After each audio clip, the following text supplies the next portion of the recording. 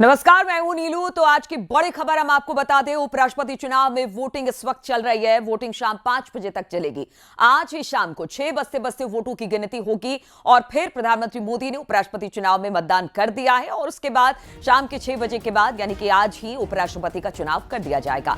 NDA ने CP Radhakrishnan को उम्मीदवार बनाया, जबकि विपक्ष ने जस्टिस बी सुदर्शन रेड्डी को मैदान में उतारा है।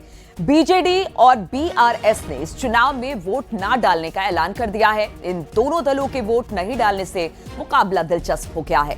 आंकड़ों के लिहाज से अगर बात करें तो इस चुनाव में एनडीए का पलड़ा भारी है। बहुमत, संख्या बल सभी कुछ एनडीए के पक्ष में जाता दिखाई दे रहा है, लेकिन दिलचस्प इस लिहाज से भी हो जाता है क्योंकि दो पार्टियां बीजेडी और बीआरएस ने इस चुनाव में वोट ना डालने का ऐलान किया है। इन दोनों दलों के वोट ना डालने से मुकाबला दिलचस्प हो गया है। आंकड़ों के लिहाज से बात करें तो इस चुनाव में एनडीए का पलड़ा भारी दिखाई देता है।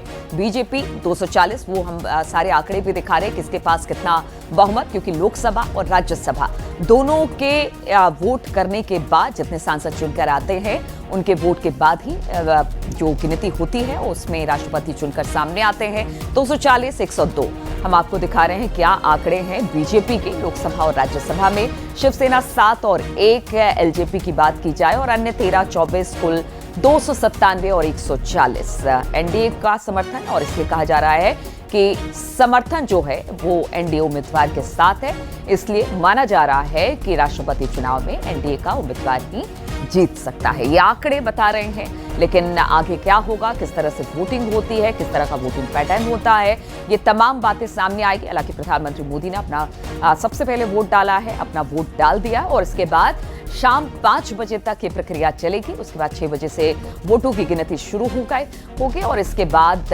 आज ही उपराष्ट्रपति को चुन लिया जाएगा।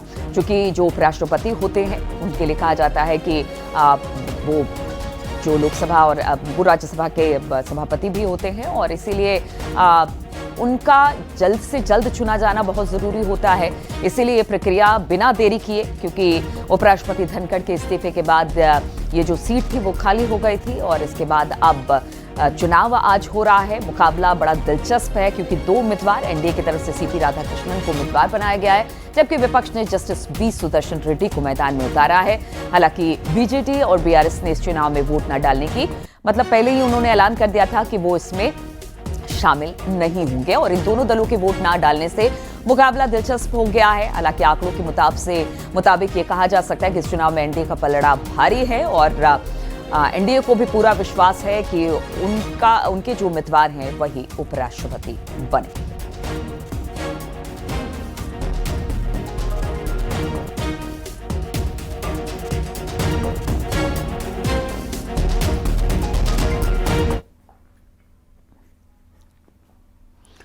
तो प्रधानमंत्री ने अपना वोट डाल दिया है। बीजेपी के अध्यक्ष जेपी नड्डा सुबह 11:30 बजे उपराष्ट्रपति चुनाव में वोटिंग करने वाले हैं। प्रधानमंत्री मोदी ने वोटिंग कर दी है। एनडीए ने सीपी राधाकृष्णन को उम्मीदवार बनाया, जबकि विपक्ष ने जस्टिस बी सुदर्शन रेड्डी को मैदान में उतारा है। बीजेडी और बीआरएस इस चुनाव वोट में नहीं डालने का उन्होंने ऐलान किया है, यानी वो इस चुनाव में शामिल नहीं होंगे। इन दोनों दलों के वोट न डालने से मुकाबला दिलचस्प हो गया। आंकड़ों के मुताबिक बात की जाए तो इस चुनाव में एनडीए का पलड़ा भारी है। बताया जा रहा है कि जेपी नड्डा सुबह 11:30 बजे वोट डालेंगे।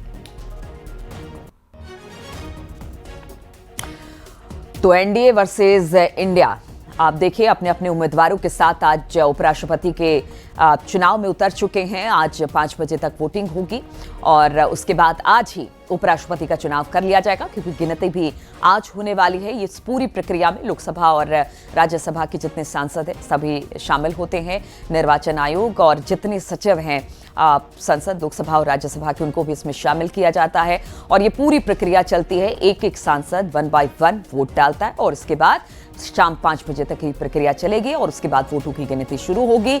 जिसके पक्ष में ज्यादा जिन उम्मीदवारों के पक्ष में ज्यादा वोटिंग होगी वो ही उपराष्ट्रपति चुनकर सामने आएगा।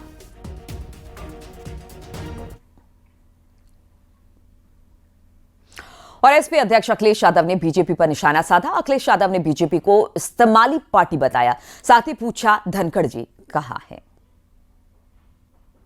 अगर आप आंकड़े देखें ना, नहीं आंकड़े तो ठीक है, लेकिन ये वोट तो अंतर आत्मा के उस पर पड़ता है और दूसरा पूरा देश ही जानता है कि भारतीय जनता पार्टी इस्तेमाली पार्टी है। पहले इस्तेमाल करो फिर बर्बाद करो, पहले इस्तेमाल करो फिर बर्बाद करो। वही हमारे वाइस प्रेसिडेंट जो खोए हुए हैं उनके साथ भी यही हुआ। और बीजेपी सांसद डॉक्टर भोला सिंह ने उपराष्ट्रपति चुनाव में सीपी राधाकृष्णन की जीत का दावा कर दिया। डॉक्टर भोला सिंह ने न्यूज 18 से बातचीत में कहा कि नंबर एनडीए के पक्ष में है। देखिए, जिस तरीके से हमारे सांसद साथियों का सहयोग मिल रहा है, बीजेपी के साथ साथ हमारे सहयोगी दलों और उनके साथ कुछ और सामान्य सांसद जो चाहते हैं कि सीपी राधाकृष्णन जी इस देश के उपराष्ट्रपति के रूप में राज्यसभा का नेतृत्व करें, तो जो बहुमत है, बहुमत से बहुत अधिक वोटों के साथ में एक औपचारिकता बाकी है, वोट बननी बाकी है, लेकिन जिस तरीके का सपोर्ट लोगों का मिल रहा है, माननीय सांसदों का, सीपी राधाकृष्णन जी उपराष्ट्रपति बनना तय है। और बीजेपी सांसद महेश शर्मा ने उपराष्ट्रपति चुनाव में सीपी राधाकृष्णन की जीत का दावा कर दिया। महेश शर्मा ने कहा कि आंकड़े सीपी राधाकृष्णन के पक्ष में है। एनडीए की बड़ी जीत का दावा महेश शर्मा ने किया है। तो हमारी पार्टी एनडीए और उसके बाद हमारे जो प्रत्याशी हैं उनका व्यक्तित्व और कृतित्व और जो इतनी बड़ी जिम्मेदारी, वो सारे गुण हमारे प्रत्याशी में है। और सबसे बड़ी बात है, माननीय प्रधानमंत्री जी की हमारी पार्टी की वो चॉइस है, तो मैं समझता हूं उनकी जीत में 100% निश्चित है।